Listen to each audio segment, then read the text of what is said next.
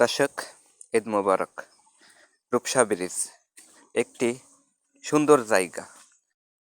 ঈদের সময় এই রূপসা ব্রিজে দর্শনার্থীদের ভিড় থাকে।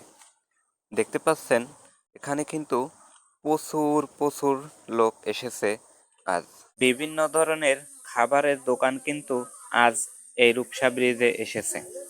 দেখতে পাচ্ছেন কত সুন্দরভাবে ঘোরাঘুরি করতেছে, ঈদ আনন্দ করতেছে আজ এখানে এই রূপসা ব্রিজে এসে।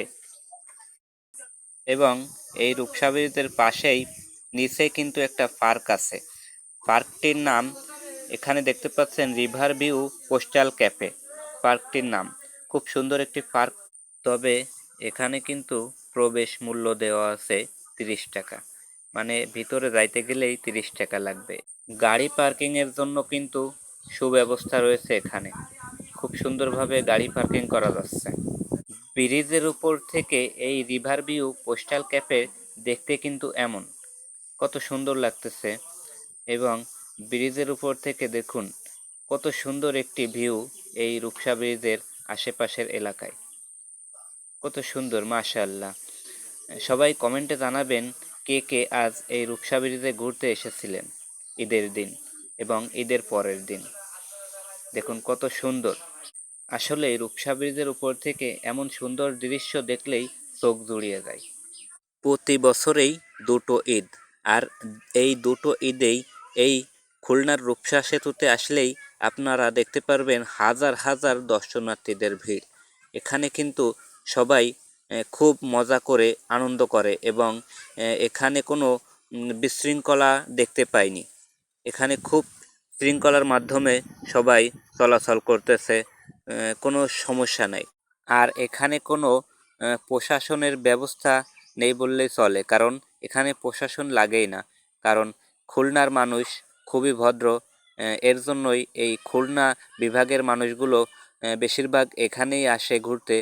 শৃঙ্খলার মাধ্যমে সবাই চলাচল করতেছে এবং ঘোরাঘুরি করতেছে। দেখুন এখানে আসলেই আপনারা বুঝতে পারবেন এই খুলনা বিভাগের মানুষ কতটা আন্তরিক, কারণ এখানে আসলেই কোনো ভেদাভেদ নেই, সবাই একসঙ্গে মিলেমিশে এখানে ঘোরাঘুরি করে, কোনো বিশৃঙ্খলা নাই।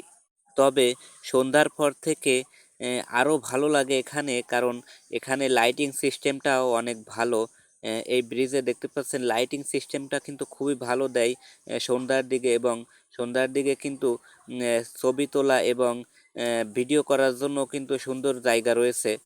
তবে বেশিরভাগ মানুষ আসে বাগেরহাট জেলা এবং খুলনা জেলা থেকে। আবার অনেকেই এখানে নৌকা নিয়ে ঘোরাঘুরি করে নদীর ভিতর এবং সুন্দর দৃশ্য উপভোগ করে। মাশাআল্লাহ, দেখুন কত সুন্দর দৃশ্য। এই নদীর পাড়ে কিন্তু অনেক লোক রয়েছে এখানে এই সুন্দর দৃশ্য উপভোগ করতেছে। এবং ব্রিজের উপর থেকে নদীর ভিউটা অনেক সুন্দর লাগে, এর জন্য বেশিরভাগ মানুষ ব্রিজের পরেই থাকে, দেখতে পাচ্ছেন। এবং সন্ধ্যা হলে আরোই ভালো লাগে এই দৃশ্যটি।